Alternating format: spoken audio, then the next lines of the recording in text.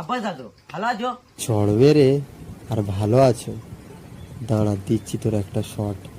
ফোনটা ধর।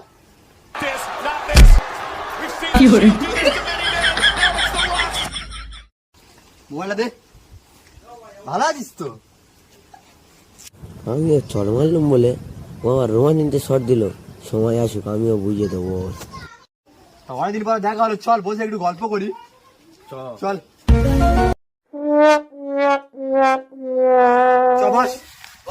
অনেকদিন পরে দেখা হলো। তুই তা বলে আমার রোমাঞ্চে শট দিলি, তাই এই রে বিক্স শট।